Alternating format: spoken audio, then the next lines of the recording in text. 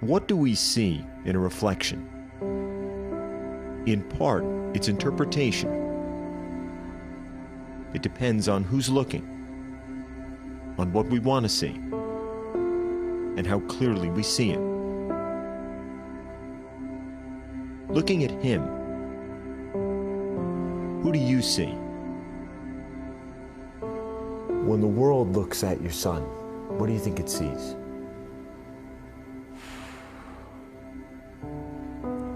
Unfortunately, I think they just see a kid with Down syndrome.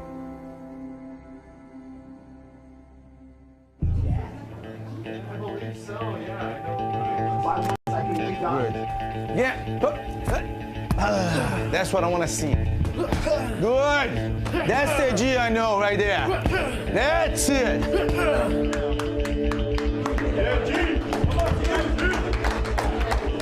Hear me and Maga's voices, all right? Okay. Stick to punches. No problem.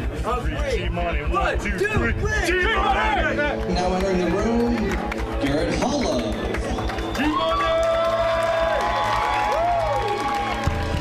Whether any in the crowd here knew this was Garrett Holliff's first MMA fight, or understood what made him different from the other fighters, few understood what led him here, or why a 5-foot, 135-pound, 23-year-old man with Down syndrome wanted to step inside the ring. Why do you fight?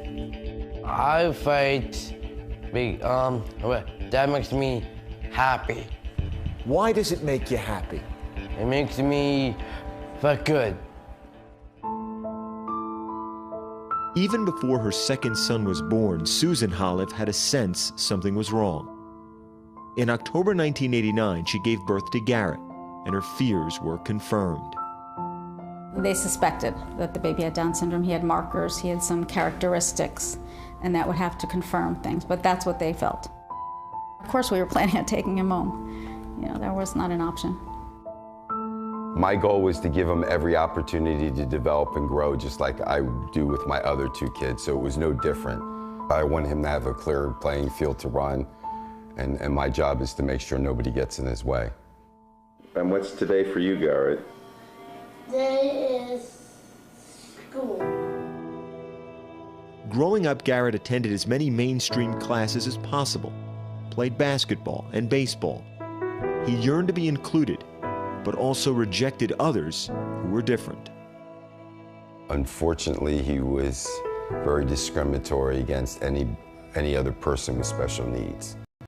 Somewhere along the line, he feels being associated with it, standing just next to another kid with Down syndrome would reflect poorly on him, and he's going to get that label too. Garrett is, the only way I can describe it is almost like a disability bigot. He did not want to be called Garrett because Garrett has Down syndrome, and that's exactly what he said to me one day is, I don't want to be called Garrett because Garrett has Down syndrome and he's dead to me.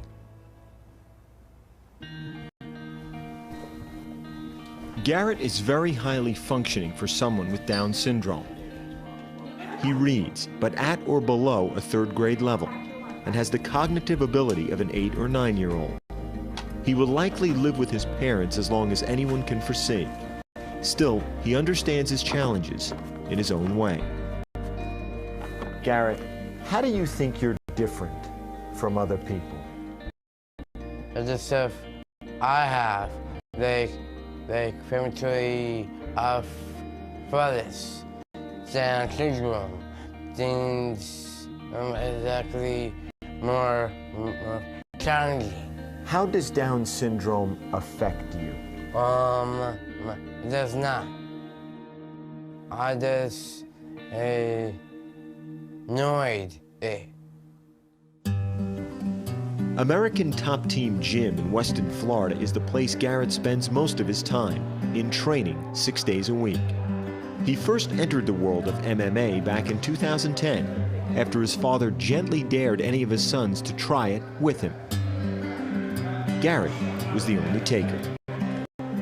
He picked up on things as quickly, if not quicker, than I did. Rolling on the ground, getting out of guard, and doing the technical moves that I was just like, wait a second, I think we have something here. Rodrigo Ramos, known as Baga, became Garrett's trainer from the first day he entered the gym. He'd never encountered a special needs fighter before. My very impression first was, what do I do with this guy? You know, how do I teach him? I'm harder on him than I'm on everybody else. He needs to know that life is tough, that people will sometimes be rude, be unkind. That's my philosophy with him. In time, the sport became a passion for Garrett, at first reshaping his body. When Garrett graduated high school, he's 5 foot tall, and he weighed about 175 pounds. And he dropped 40 pounds on 32.8. How strong are you? I'm a rock-solid muscle guy. Beyond a firmer body, the sport also provided a stronger connection, with help from a former MMA fighter, Stephan Bonner. Bonner just caught Kingsbury. They formed a bond from the first time they met in 2011. My first impression of Garrett is like, oh, wow, this kid's got a personality. How about a stare down pose? He just didn't like being the kid with Down syndrome and kid people felt sorry for.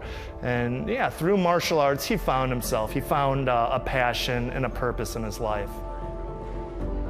There are many who train at American Top Team for the discipline, the fitness, the challenge, without ever fighting. Not Garrett. Go, go, go, go, go, stack, stack, stack, knee under his butt. As for whether he should be able to fight, to step inside a ring and face the risk, the answer from those around him wasn't simple, but it was clear. He wanted to, so he would. He asked for it. I want to fight, so I guess he put 2 and 2 together. You take the classes, you do the work, you do the training, and this is where you go. It's just something that some people have inside them. Just facing that fear and eating through it, that makes you a bigger, greater person, makes you more confident with yourself and more comfortable with yourself. For all his training, there is an undeniable gap in Garrett's reaction time, both physically and mentally, in a fight. I've had family members that just said to me that I'm crazy, that, you know, they've lost respect for me as a parent from the fact that I'm allowing this to happen. You're putting your son in jeopardy. How can you do that? After competing in several soft exhibitions starting in 2011, where opponents didn't attempt a true strike or punch, Garrett found another fighter of similar size and weight in Mike Wilson, who agreed to face him. I'm gonna make him feel what a punch feels like. I'm gonna make him feel what a slam feels like, you know? I'm not gonna be afraid to make him feel it. He has to know what punches feel like.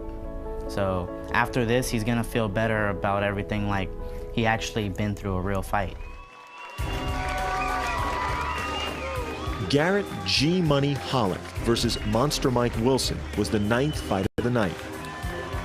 The two were introduced to the crowd, given the rules, sent to their respective corners as any fighters would be. And then the bell rang and the first blow landed.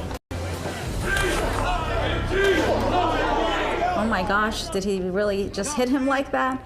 I was kind of hoping he was going to say, okay, I had enough. But he didn't. I took the punch as a man. After you got hit, did you think about quitting? No, I will not ever back down as a fight. I will keep going. Why? Like fighting is mine, that changed me. Boxing changed me. As the round went on, Garrett continued to be hit and grabbed and slammed. I think people are scared because they saw a guy without any disability beating up on a guy with disability.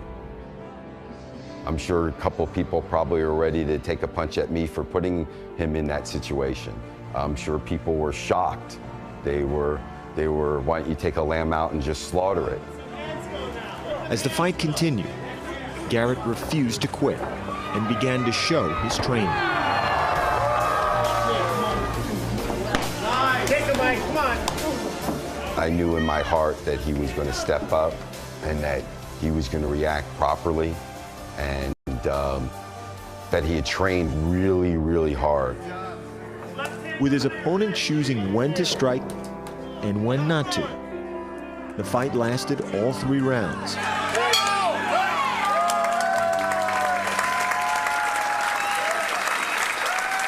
I did really good.